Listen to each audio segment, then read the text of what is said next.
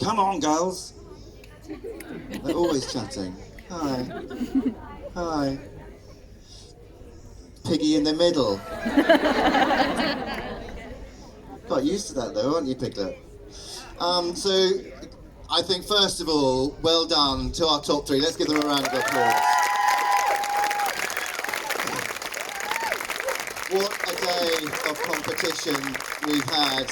The dressage certainly played its part, but we knew from walking the course, and I'm sure you guys did too, you had to leave the press conference quite early last night to go and have a whiz round again, didn't you? Walk the course. But it has been a fabulous day of sport, but to have 5-star back here in the UK on British soil has been phenomenal. I know you've really appreciated what Cheddington and Bicton have delivered, and it certainly has delivered some amazing sport.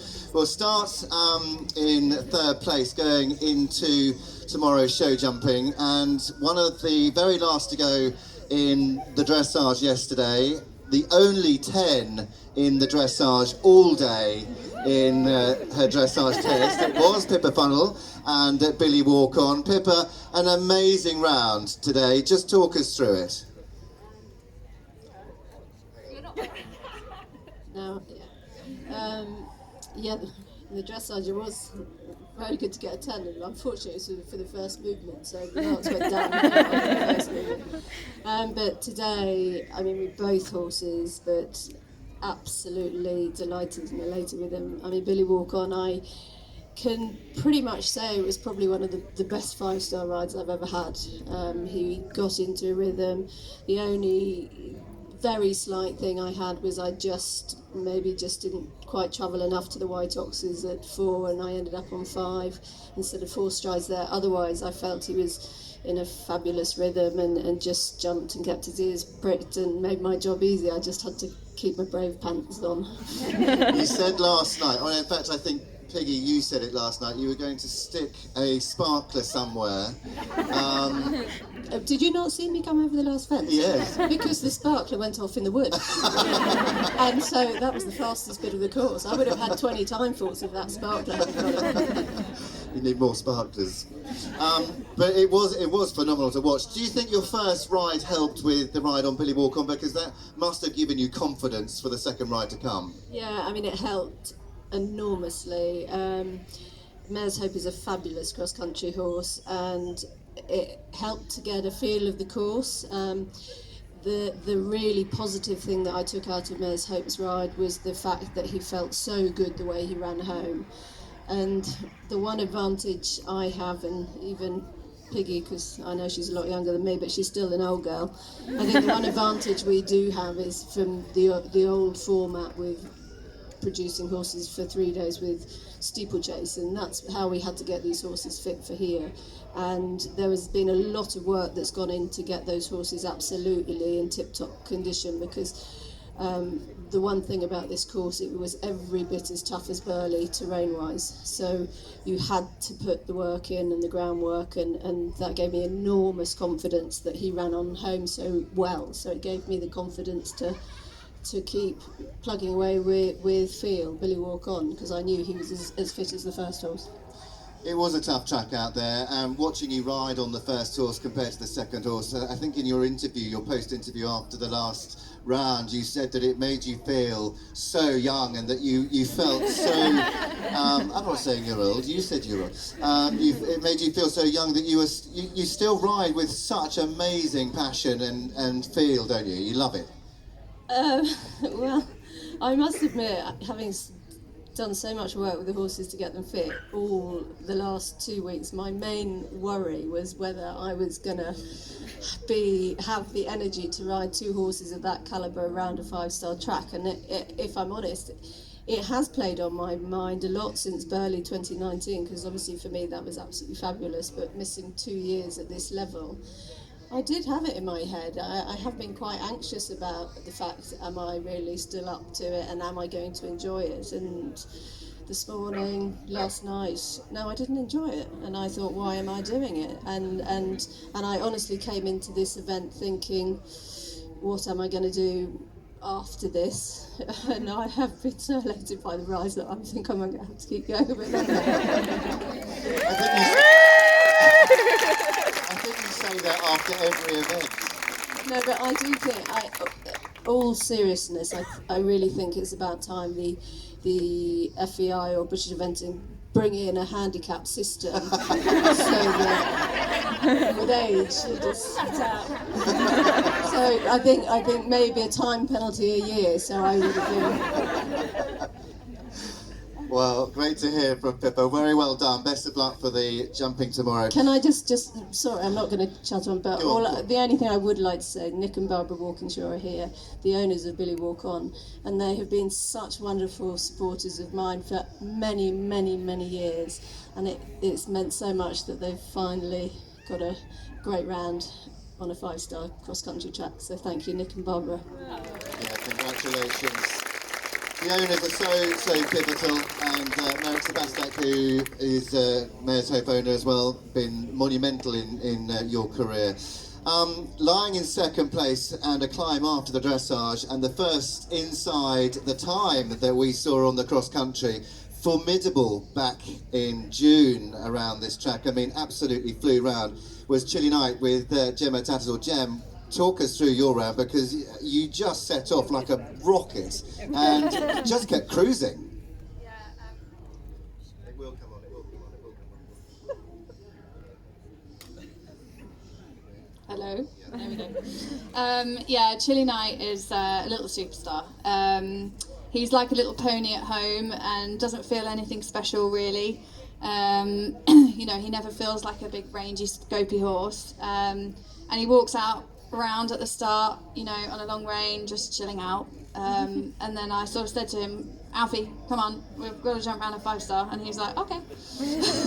And he just goes out that start box, pricks his little ears and stretches out over every jump. And he goes from being a little pony to being a lion. And he's just fabulous. And we know each other so well.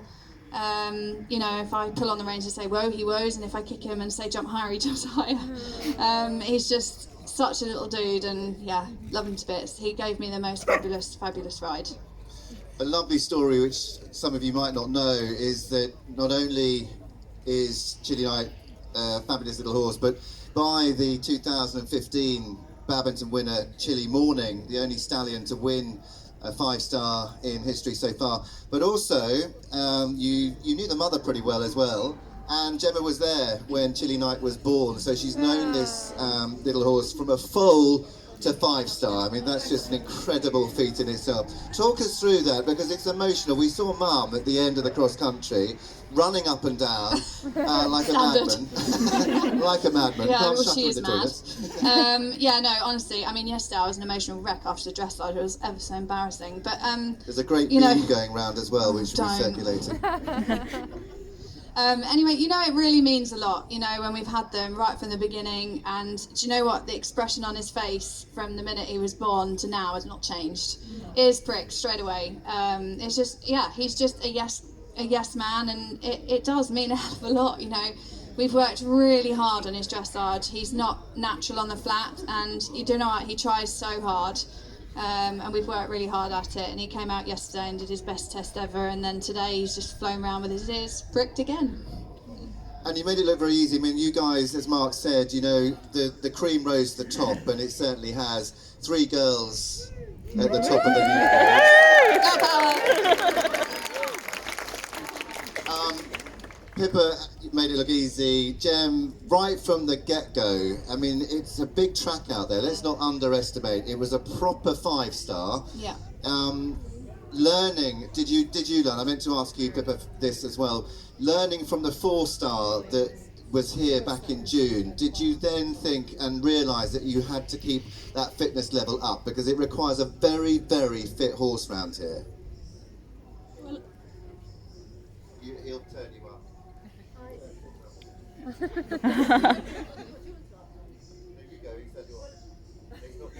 oh yeah, no.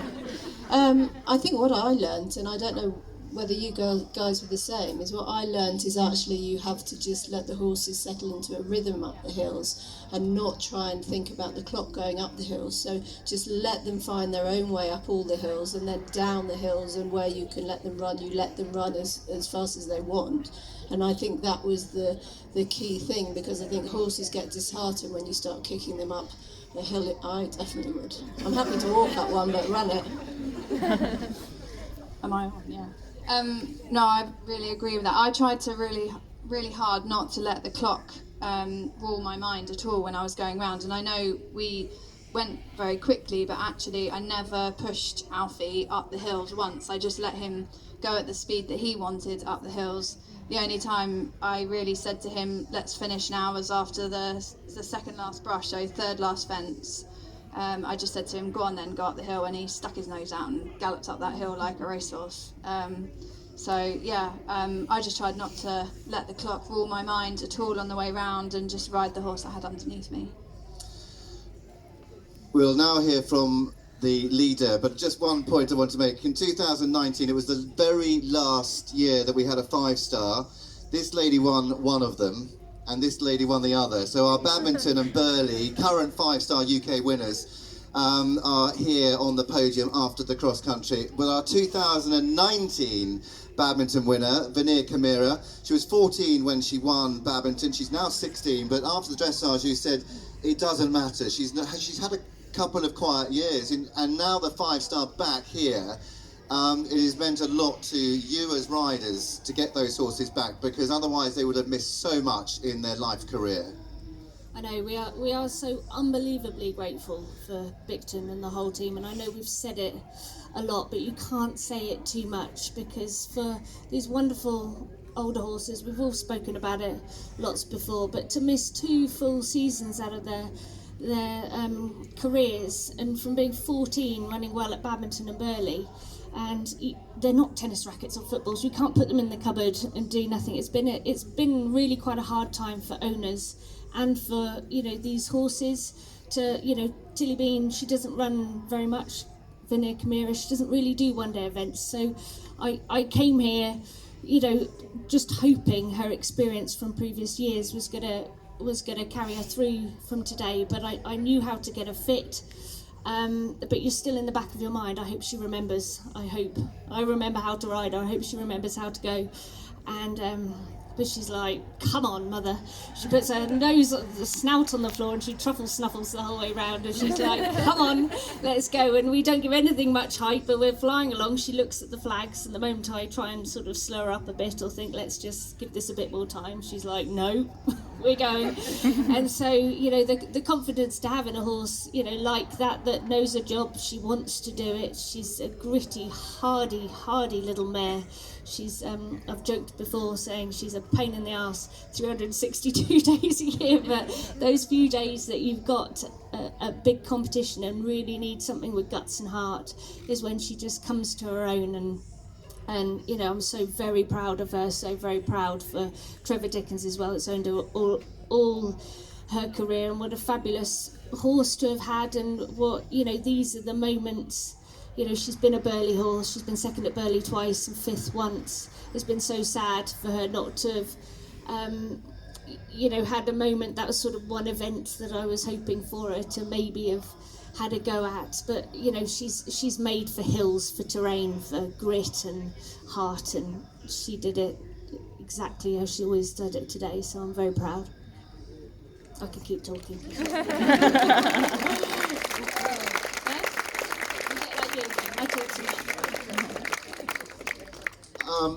Sorry, Okay. I wasn't listening. I talked to Captain Mark was just filling me in with a bit of information here. To the Barn are giving an award at this 5-star for the best cross-country round of the entire day, and that is. Do you want to explain? Piggy French. Piggy March wins the best rider cross-country round of the day. So well done, Piggy. You're going to cry? Don't do it. Gemma will say, Right, don't I've done all cry. that for you. Don't cry. No, she looked brilliant, and she's feisty. We know Yeah. she's feisty. When the course sets off over the first few fences, but you run downhill to the third.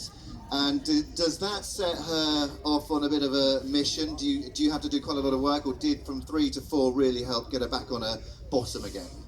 She never really gets back onto her bottom. We're always that way, but it's been a partnership over years of trust, and it did take years of trust, to be honest. It's not something that you love a horse's balance to be down there, but she's honest, and she knows exactly. She's very calculated, and as much as she runs downhill, she's actually a very light, athletic, feisty little horse that you can pull on the rein and you can stop her quite quickly. She doesn't carry on hoovering on past the distances and things, so you can sit your body weight back a little bit more to slow her down, and she will do it slow within 2 strides. So as much as you have to sit rail back with long reins and feel like you're sat out the back on very long reins, she knows what she's doing. So it's just been a question of partnership and trust and learning to accept the balance over the years.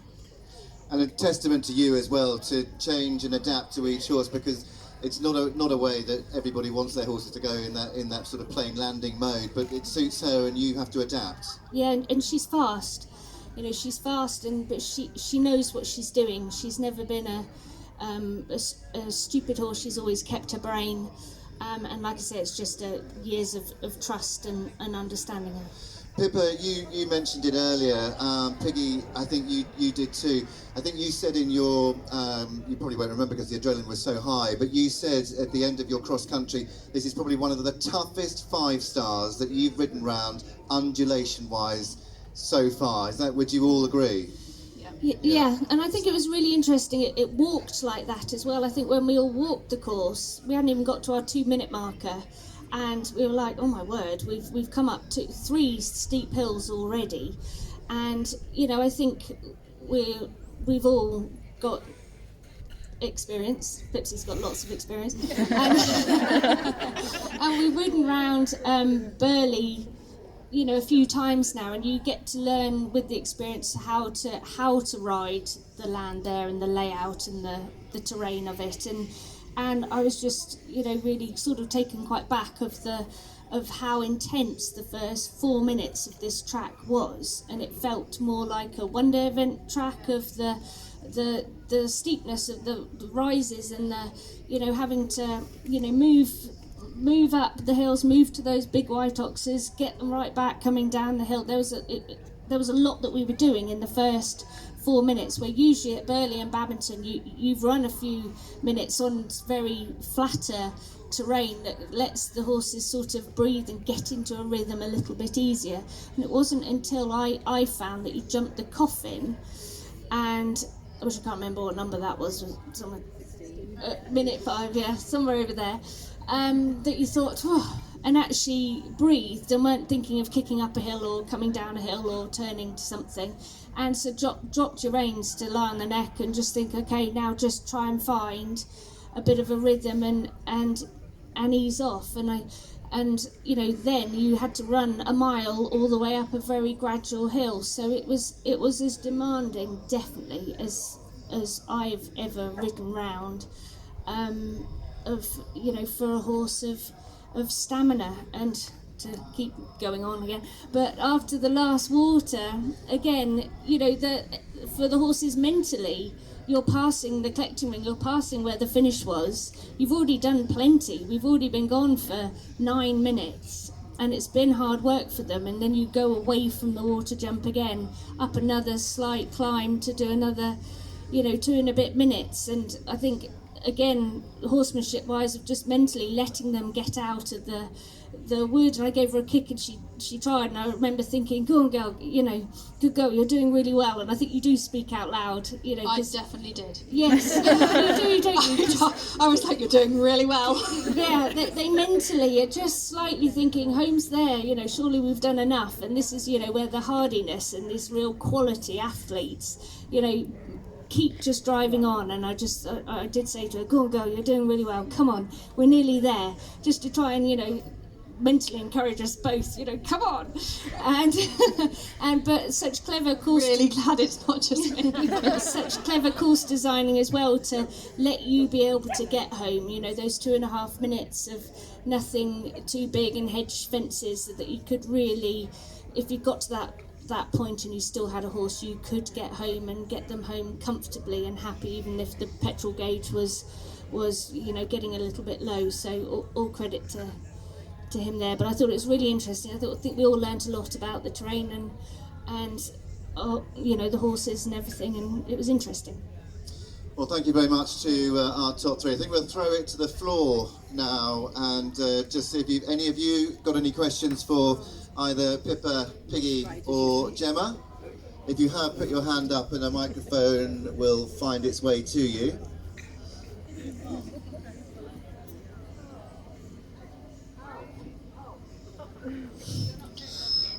Piggy, how do you think that you got the top? I'll answer that question because I told her I gave her so much advice over the years. Too much.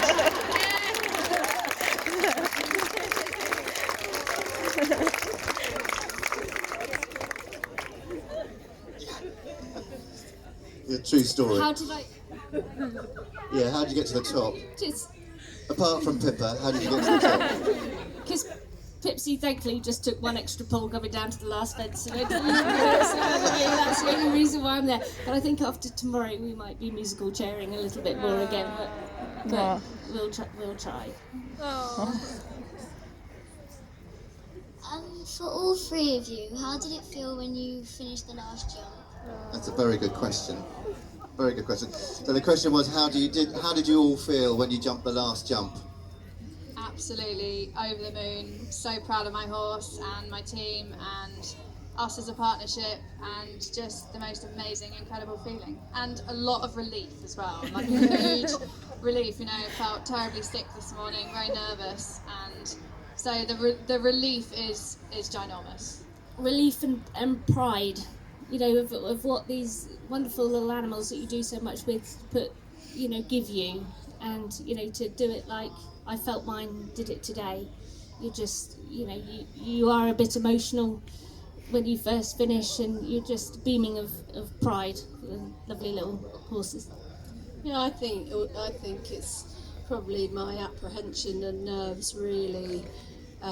It's a brilliant sport, it's a great sport, but I think the nerves and apprehension in the morning is always wanting to have a safe ride and give your horses a good trip, and that they've enjoyed themselves, and exactly what these guys have said, just relief and pride, and yeah, very relieved that I managed to breathe and get to the finish on both horses.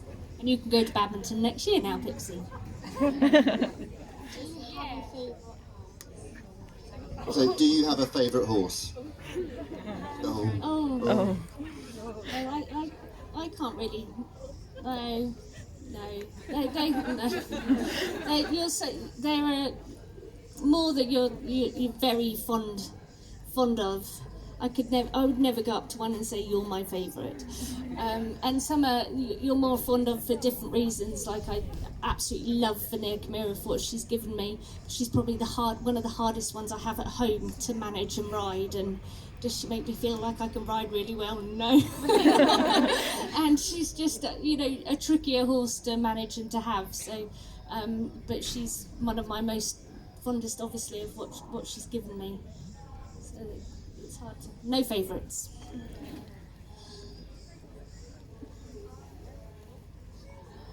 This is for all three of you. Was there like a specific moment in your life that you knew that eventing was what you wanted to do? I always wanted to. Yeah, I always wanted to do it from the beginning. I think from probably the age of 5 or 6, to be honest. When I went to badminton with my parents for the first time, it's just like that's always what I've wanted to do, and I definitely did not want to be at school. I had no brain cells either. No brain cells, absolutely useless at everything else in my life. The only thing I can do well most of the time is steer stride, anything else I'm very bad at, so it was lucky. Piggy, you wanted to do it. Pip? Is that your phone? That's my first. What was the question? Many years ago, Pipsy, you wanted to... Well, I actually wasn't that useless at school. I wasn't that bad. I did get caught smoking a few times. I did always want to. Did I want to be like? I just wanted to spend my life with. I was a pony mad little girl, like probably a lot of you guys are, and I just wanted to have a life with horses. And I think it wasn't I particularly wanted to event. It was just that coming through ponies, and my first horse ended up going down that route. And not sure whether I loved it ever since for me, but no, it's a wonderful, wonderful life to be working with these horses, and it's such fun. What was the horse that started your eventing career off? Well, mine was a little horse, a little blue roan horse called Sir Barnaby, and he was my pony club horse. So when I dreamt on him when I was doing pony club teams, I dreamt one day I'd love to ride at Badminton, and that was the horse that took me there. So you guys with your ponies and horses, you never know what you have. You might be there, so keep working it. Piglet? I think mine was a little horse called Lloyd's Gamble, and he was when I was about 15 years old, and he was a lovely little horse that Mum had found because he'd given up jumping, and I think for the first few times that I rode him, he stopped to dump me at the crosspole. And my first B100 event I went to, I had 2 stops and fell off in the trachea. And those are the days that you could get back on and go. And a year later, he won his first Red Rosette, first place, and actually went on to do JRNs and won quite a few Red Rosettes, and it taught me, it stamped on me quite a bit from an early thing that how much work you can do, and how just because it starts not so great. I think he taught me the most, and was the most. He ended up being such a fabulous little pony, and my best mate, and I loved him to bits, but he definitely gave me the drug.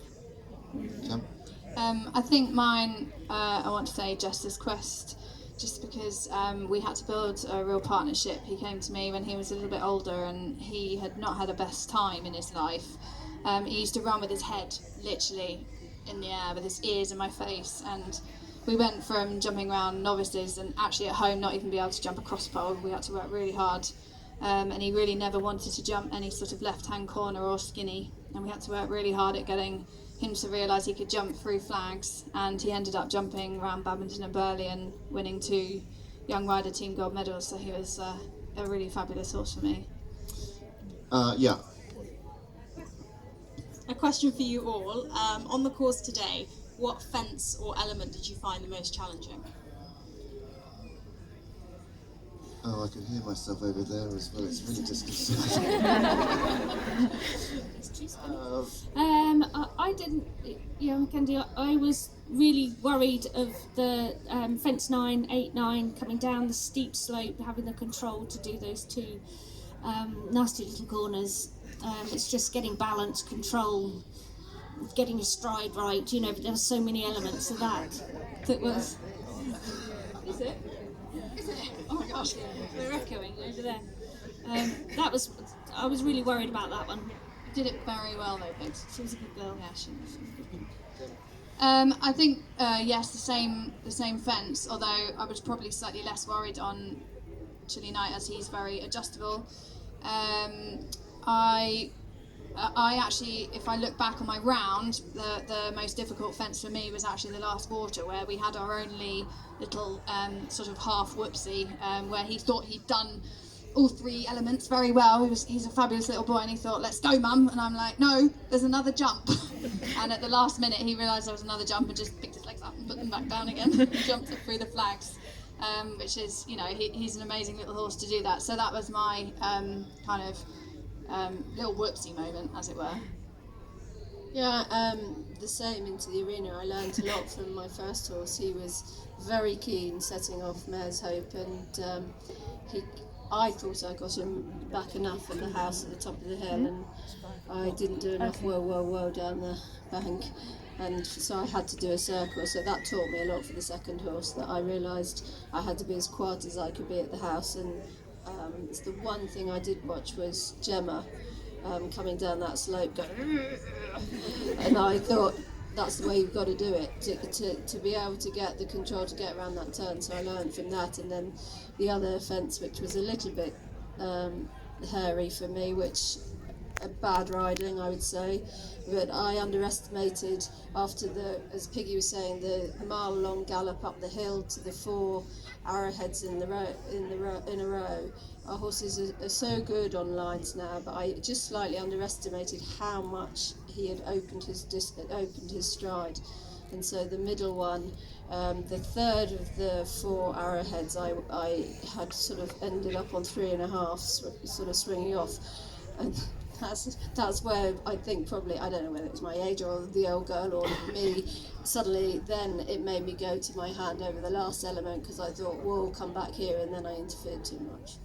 So that was my one last, the worst moment. But I think did you learn anything from watching some of that over the fort, because they were making up ground? Yeah, I over certainly those learned. arrowheads. So Certainly from seeing Oliver on the first horse, I know that horse is strong and very open in his distance. But that horse literally, he went down actually on 4, didn't he? And then three, really. And then obviously he had a little tumble. So I certainly learned that actually I didn't need to push for that distance, although it walked as though you were going to need to ride it forward. In fact, actually, we had to sit still and just wait for the horses to just see what they had to do and do their footwork. I think, unfortunately, we've probably got time for one more question. Do you think? Is that all right? One more? I think Dan here had their hand up for... Oh, has she? Okay, 2 more. Certainly you've had your hand up for nearly half an hour. So, yeah, question? Did you find the water jumps challenging for your horses? So the question was, did you find the NFU water challenging for your horses? It was a hard fence. It rode. I thought it rode bigger than I thought. It was a big drop going in, definitely. Really big drop going in, but I think it was I thought it was a good example of Mark's building. The horses. It was clear where providing we rode it well, the horses could eye up where they were going. And to me, I think in the spring, I felt the question in the spring coming out of that water was very tough, because I don't think the horses could read the fence, and there's nothing worse in my mind when you sort of ride on the line but they can't quite read and get to look where they're going. And I think it was clear, but it was a big fence, wasn't it? I think they all agree on that one. I think I'd love to say a story about the first water yesterday walking around, but I don't think I can with all these kids. Go on. Well, have you got a clean version? I have to be... Well, let me tell you the story. Just a quick one, because I have to just say... Do you want to tell me first? No, it's all right. Because it's nature. But I do have to say that one of my dogs is in season. And I was walking the first water, and Lucinda Green was walking with me, and I was concentrating the first water, and I turned around, and I couldn't believe what was happening. And I was with Chris Bartle as well, and I said, you're just going to have to go and walk on, because we're going to have to wait. and then, believe it or not, I have a huge thanks, and I said I would buy them a bottle of wine, but I don't know when anyone's noticed, but the mounted police have been here all week, and they were on their feet at the water, and bless them, they said they would hold the dogs. And they met up with us later, so the first water was tricky last night. You're going to have more puppies in 9 weeks' time? No, I'm going to ring the vet. I think just one more question down here. Oh my. He did try and pick the dogs up and put them in the water.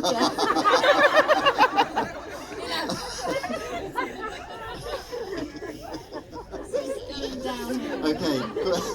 I know. One more question down here.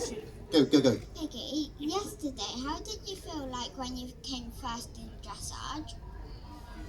Oh, well, it was very exciting when I was first for a short time because this old bird went and got some tens. I was over the moon. I was over the moon anyway of how she went, her own personal performance. I was very excited about, and so lots of pony pats. But when they announced it and had gone into the lead, and it was 25, and that's a really cool score for her. So I think I punched the air like I'd already won, and was like well excited. But yeah, it was a special moment. Okay, well, I think it's probably about time then we wrap up this. Pippa's saying sorry. So going through into tomorrow's show jumping, of course, the final horse inspection. There's not one pole separating the top three. Not to put any pressure on you guys. Not one pole separating you. All right, we'll mention it a few more times tomorrow. But in third place, going into the cross country, is Great Britain's Pippa Funnel with Billy Walk on 28.7. Show jumping. In second place, going into the show jumping, Gemma Tattersall for Great Britain, Chilly Night on 27.9. But the piggy in the middle, she goes into the show jumping on a dressage score 25.5. It's Great Britain's Piggy March. Thank you very much, ladies. Good luck tomorrow, and enjoy the rest of your day here at the Bicton